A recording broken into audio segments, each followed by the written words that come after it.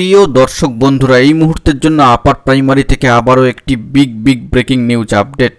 কার্যত জাজমেন্ট আসার পূর্বে আরও একবার সম্মানীয় চেয়ারম্যান সাহেবের সাথে সাক্ষাৎকার পর্ব কিন্তু সারা হলো। উঠে আসছে একাধিক ভালো খবর এবং জাজমেন্ট আসার আগেই দারুণ কিছু সংবাদ থাকছে। এই ভিডিওর মধ্যে কিন্তু সবটাই প্রোভাইড করছি, অত্যন্ত গুরুত্বপূর্ণ ইনফরমেশন। আর ইন্ট্রো না দিয়ে মূল খবরে প্রবেশ করে যাচ্ছি। ভিডিওটিকে শেষ পর্যন্ত ওয়াচ করবেন, চ্যানেলটিকে সাবস্ক্রাইব করে সঙ্গে থাকবেন। চলুন কথাবার্তা না বাড়িয়ে আমরা কিন্তু মেন টপিকে ফোকাস করে যাবতীয় বিষয়গুলিকে জেনে নেওয়ার চেষ্টা করি। বন্ধুরা, আমরা সকলেই ইতিমধ্যে জেনে গিয়েছি ম্যাট কেসের জাজমেন্ট আসার অপেক্ষায় রয়েছেন চাকরি প্রার্থীরা এবং জাজমেন্ট কিন্তু বর্তমানে রিজার্ভ পর্যায়ে রয়েছে। জাজমেন্ট কিন্তু অত্যন্ত গুরুত্বপূর্ণ হতে চলেছে আগামীতে। তো আগামীতে কবে জাজমেন্ট আসবে সেই নিয়ে সম্ভাব্য কিছু সময়সীমাও কিন্তু উল্লেখিত হয়েছে এবং টার্গেটেড বা একটা নির্ধারিত ডেডলাইন কিন্তু রাখা হচ্ছে অগস্ট মাসের তৃতীয় সপ্তাহ নাগাদ। সেই দিক থেকে কিন্তু 3 সপ্তাহের যে ব্যবধানটা সেটাকে অবশ্যই মাথায় রাখতে হচ্ছে। তো সর্বোচ্চ সেই দিকে তাকিয়ে আরও একবার অত্যন্ত গুরুত্বপূর্ণ একটি খবর আপডেট লক্ষ্য করা যাচ্ছে যে পশ্চিমবঙ্গ আপার প্রাইমারি চাকরিপ্রার্থী মঞ্চের তরফ থেকে আরও একবার সম্মানীয় স্কুল সার্ভিস কমিশনের সম্মানীয় চেয়ারম্যান সাহেবের সাথে সাক্ষাৎকার পর্বের একটি গুরুত্বপূর্ণ খবর আপডেট উঠে আসছে।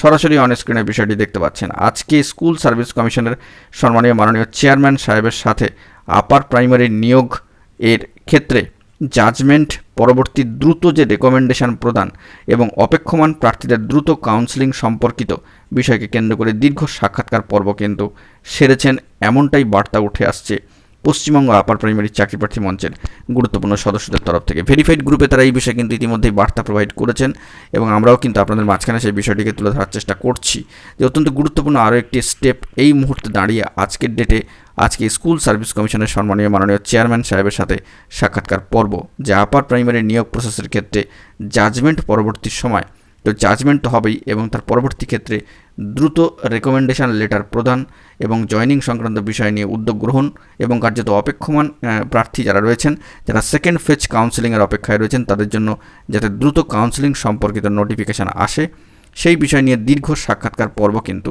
সারা হয়েছে।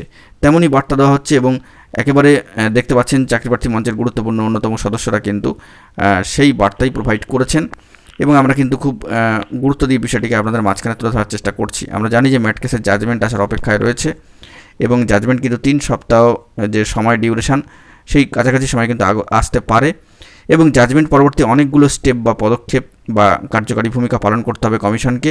তো সেই দিক থেকে পশ্চিমবঙ্গ আপার প্রাইমারি চাকরিপ্রার্থী মঞ্চ তাদের যে কাজটি তারা কিন্তু সেরে রাখার চেষ্টা করলেন।